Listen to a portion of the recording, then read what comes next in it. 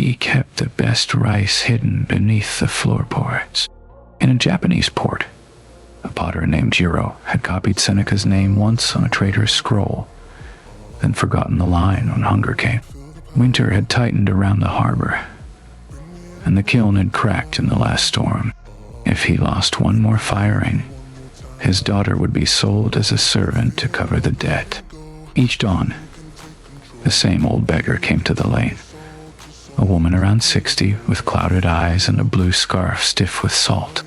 She tapped her bowl against his doorframe. Jiro hated that sound. It reminded him how little stood between his house and hers. First morning, he gave her broken shards to sell as scrap. The second, he pretended not to hear her over the hiss of wet clay. By the third, neighbors had begun watching. The moneylender watched too. Smiling under his fox fur collar, he offered Jiro a clean solution.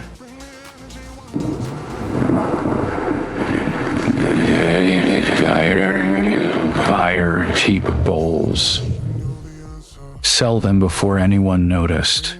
One batch would save the girl. Jiro's hands hovered over the sand sack. It would have been so easy to call it necessity.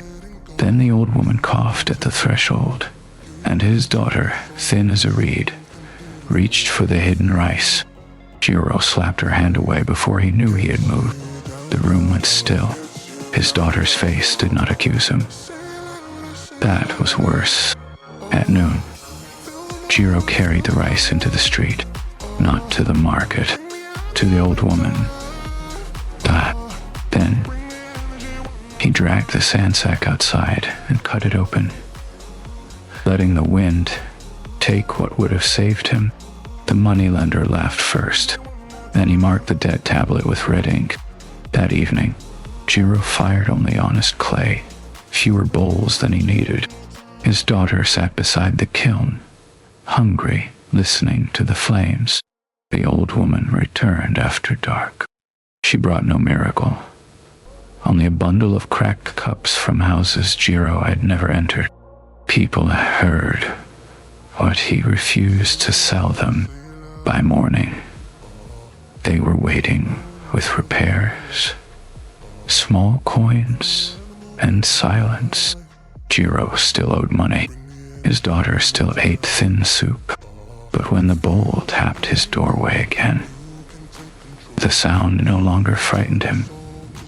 He opened the door before it struck a second time.